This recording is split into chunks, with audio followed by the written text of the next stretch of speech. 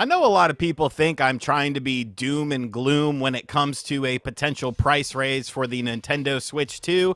I'm definitely in the camp of not a matter of if it's going to happen, but when it's going to happen, and a lot of people don't want to hear that. It's not trying to disparage Nintendo or really any video game company. It's just the facts of the matter. It's the reality of the situation. I'd rather you buy a system now so you save money instead of having to buy a system at a raised price point because you waited too long. And there's been lots of writing on the wall when it comes to all of these current platforms that we have on the marketplace right now and price increases. Xbox has already done price increases. PlayStation is looking at it, of course. They've done price increases. And Nintendo Switch 2 is not immune to something like this happening.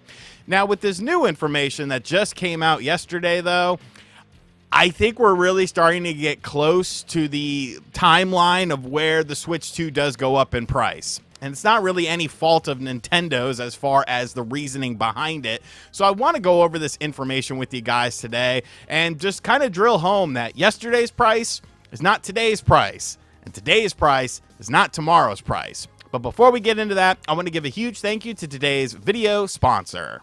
You know what's cool? Buying a video game. You know what's even cooler than buying a video game? Buying a video game and getting 2 video games for the price of 1. And that's what we're talking about today with Yakuza Kiwami 3 and Dark Ties.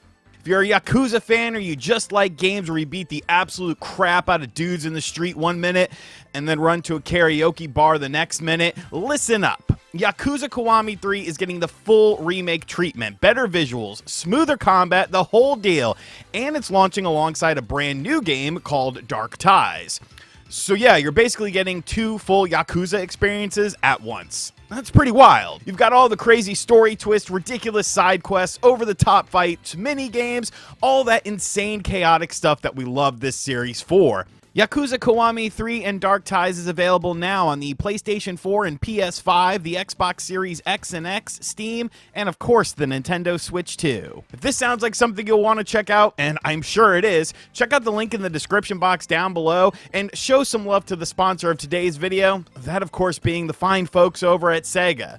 As always, thank you to Sega for sponsoring today's video, and be sure to check out Yakuza Kiwami 3 and Dark Ties.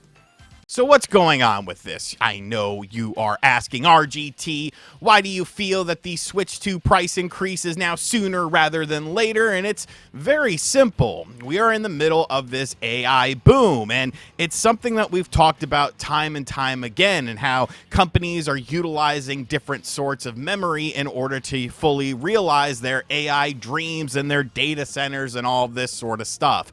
Now, before this, we've pretty much just had incremental information, just kind of looking at the tech landscape as a whole as to why Nintendo would be affected by this. Going back to what I said at the start, we've already seen other companies having to deal with things like this, so it's kind of an inevitability that eventually it would catch up to Nintendo. But there was something that happened yesterday that is going to really make this catch up to Nintendo very, very quickly. So let's take a look at this together. And it has to do sort of with the desperation that companies have in order to get LPDDR5X RAM. So this is from an individual named Jukin, who is an analyst, Korean, not investment advice, by the way. And they basically were talking about how Samsung and Apple were negotiating for prices of LPDDR5X RAM. And essentially Samsung was coming in at a lower, like they had a value in mind, but they shot high. You know how negotiations work. I assume you've negotiated with someone before. You come in high, you settle somewhere in the middle, split the difference sort of thing. So allegedly, this was going to be a situation where Samsung was going to say 100% price increase on the LPDDR5X RAM, and they were going to settle for around a 60% price increase. Well, they offered this to Apple, starting out with a 100% price increase, and Apple accepted it on the spot. So that became the final price. That's how desperate smartphone makers are to secure memory inventory. Now, what does this have to do with the Nintendo Switch 2? The Nintendo Switch 2 is not an Apple device. I know what you're saying to yourself. Well, what does the Nintendo Switch 2 use for its RAM? those pretty graphics that you get in games like Final Fantasy VII Remake and Resident Evil 9, which looks like an absolutely stellar port. I've got it preloaded on my Switch 2. What is used to have the RAM in that system? It's Samsung LPDDR5X RAM, 12 gigabytes of it, to be exact, that is inside of the Nintendo Switch 2. So then how does that relate to the Nintendo Switch 2 in terms of the price? Well, if Apple is willing to pay 100% higher of a price than they were before on the spot, no negotiations, no questions asked, they're obviously going to become a priority for Samsung. They are giving us the most money right now, so they should be higher priority when it comes to LPDDR5X RAM, which is going to be used in upcoming iPhones and stuff like that. Obviously, Samsung has their own line of phones as well, and other companies do use Samsung for LPDDR5X RAM, but when it comes to the video game side of things, Nintendo's the only company utilizing them. So now they're kind of an odd man out in this whole situation. Now, I know what people are going to say. Well, RGT, hold your horses, buckaroo. There are contracts in place. They obviously have contracts in place with Samsung in order to, get the LPDDR5X RAM. It's an agreed upon price and something like that. So they're going to be fine. And to that I say, tell me how long the contract is. Because if you go back to when Furukawa was asked about this, he said that there were contracts in place, so it wasn't anything to worry about right now.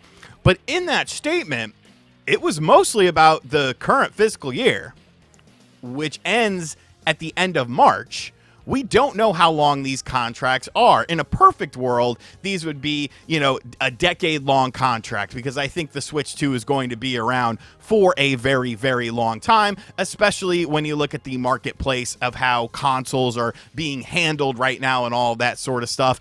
But that's a perfect world. We live in a very flawed world, and things can be renegotiated based on this, that, and the other. Supply and demand. It's a basic business principle. And if Apple is willing to pay 100% over, that means that the next round of iPhones is going to be more expensive. And eventually, the piper is going to come to collect on Nintendo with this. And they're going to have to renegotiate this contract. It could be a year from now. It could be 2 years from now. It could be 6 months from now. We don't have an actual timetable of when this is. And unless like a shareholder pretty much asks, point blank period, hey, how long is this contract going to be? I'm not necessarily of the mindset that it is a super long contract.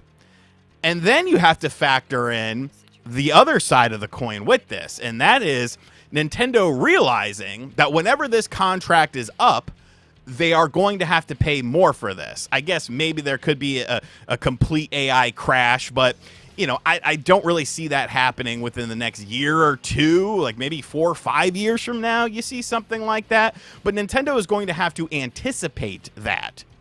They're going to have to realize that, we might have to pay a hell of a lot more for this RAM.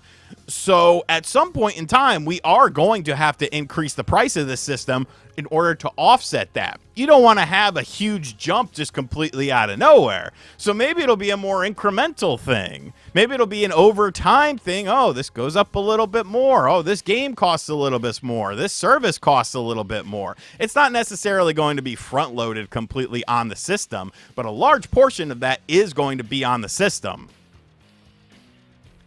So I mean, it's crazy. It's crazy. I am still of the mindset that by the end, I think even sooner than that, but at some point in 2026, you're going to see the base Nintendo Switch model, no pack-in game. Well, maybe they'll throw in something like, Welcome Tour or something like that. But the MSRP of the cheapest Nintendo Switch 2 model on the market is going to be $500 in the United States at some point in time in 2026. I am willing to take a bet on that. And I think, I could be wrong. And I hope I'm wrong. But I don't think I'm wrong.